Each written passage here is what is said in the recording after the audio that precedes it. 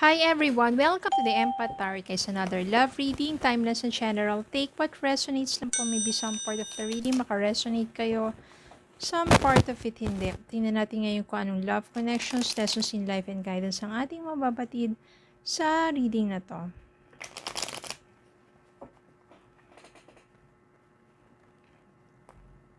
Spirit guides, send me messages, ano love connections, lessons in life and guidance ang nais yung ipabatid sa amin. Mga aral at gabay sa buhay pag-ibig. Mga gabay, lessons. Anong love connection ito?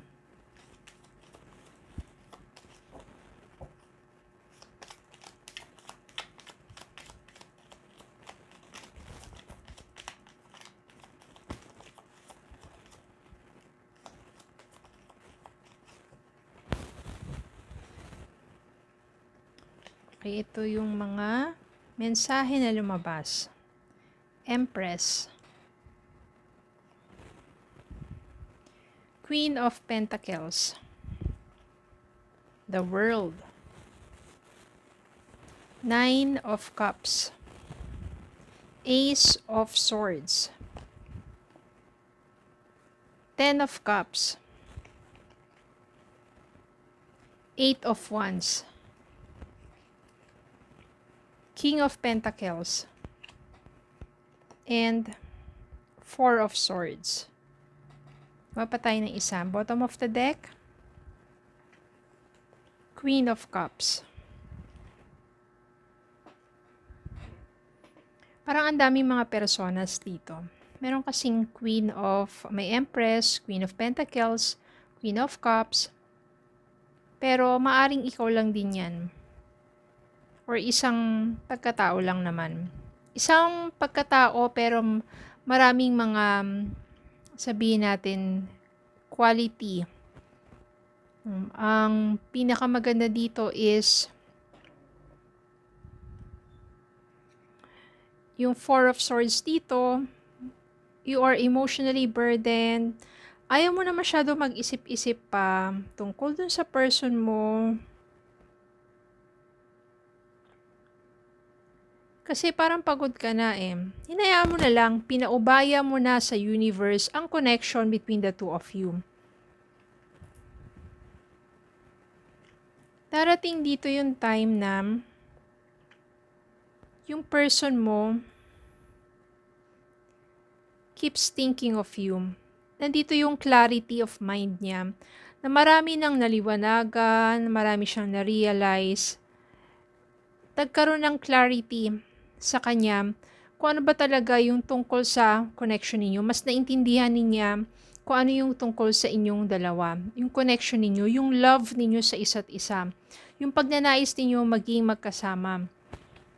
Kaya naman yung person ninyo, kahit malayo yan, pwedeng LDR kayo, maaaring pareho nandito lang kayo sa Pilipinas o nasa isang bansa lang kayo, pwede rin naman nasa ibang bansa yung person mo, o basta magkalayo kayo.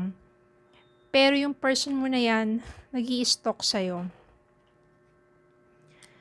Yung Eight of Wands dito is a fast-moving energy na kung saan, kahit sabi mo naka-block siya sa'yo, or kung ano pa man, nag-i-stalk yan. Gumagawa yan ng paraan para masilip ka. Nakikiramdam kung ano na ba talaga yung energy mo, kung meron ka pa kayang galit sa kanya or pagtatampo, yung mga ganong bagay. Pero gagawa rin niya ng paraan to reach out to you para kausapin ka.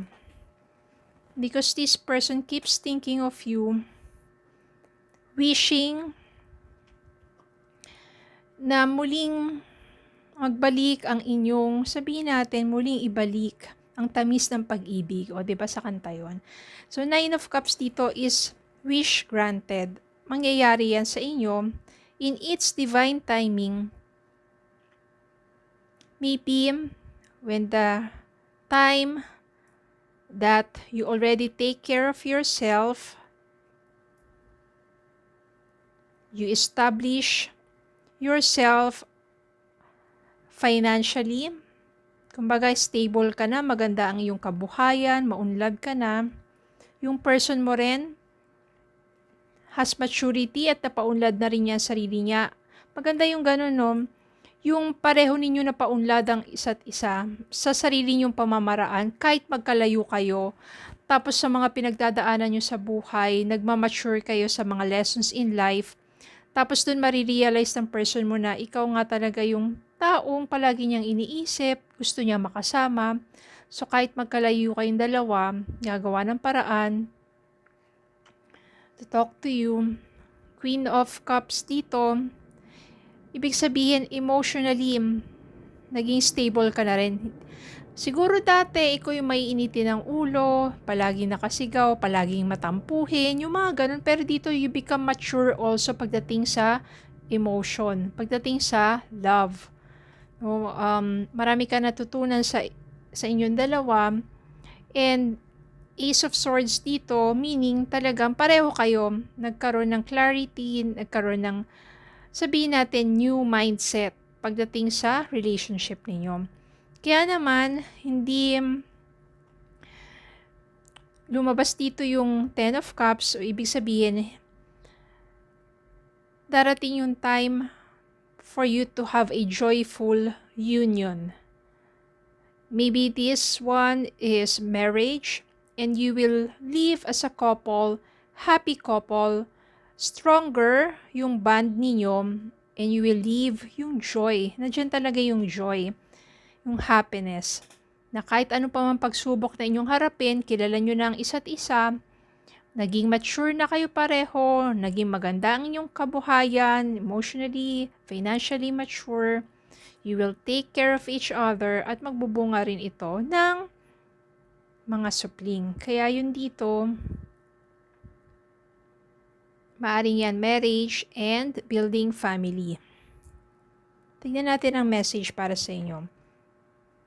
So, ganun talaga. Minsan, may mga nag-i-stalk dyan para tignan kung ano bang nangyayari sa'yo. Kaya, kapag sabihin natin, minsan na heartbroken ka or nandiyan ka ngayon sa mga panahon na you are heartbroken, no, hanggat maaari, huwag nyo i-block yung person na yon. Kung sobrang toxic na kaka-message sa inyo, yun, pwede siguro. Pero, pataasin ninyo yung energy ninyo, yung vibration ninyo, by taking care of yourself, by loving yourself. No, mag-ayos kayo, huwag nyo hayaan yung parang nakalugmok palagi yung itsura ninyo. Mag-ayos kayo, exercise, be cheerful, always pray, always be grateful sa lahat ng mga blessings. Tapos, mag-iiba yung aura ninyo. Yung aura ninyo, you will become more attractive. Ito yung yan. Only time will tell. So, only time will tell para sa inyong dalawa. Ang importante, kung nandiyan kayo sa mga panahon na magkalayo pa kayo, ito pa, yan ito pa yung message para sa inyo. Give thanks for the blessings of love soon to come your way. Know that you deserve to be and have all that your heart truly desires. So, ito na yung coming your way because your person is coming your way. Para naman sa iba na single, don't lose faith pagdating sa love. Because only time will tell that you will meet someone who is strong, who has deep feelings for you, at maaring siya yung makakatuluyan mo. Okay? So, ganyan lang talaga. What you believe, what you think, what you feel, what you say, you attract. So, just always believe in love. Always think that you are loved. Always have the feeling of being in love. Una sa sarili mo. Then, always say love. Express your love. Spread love sa universe at love din ang ibabalik sa'yo. Okay, so yun lang po. Maraming salamat po for watching. Please don't forget to like, share, comment, subscribe, follow me on Facebook and TikTok. Have a good day po and God bless.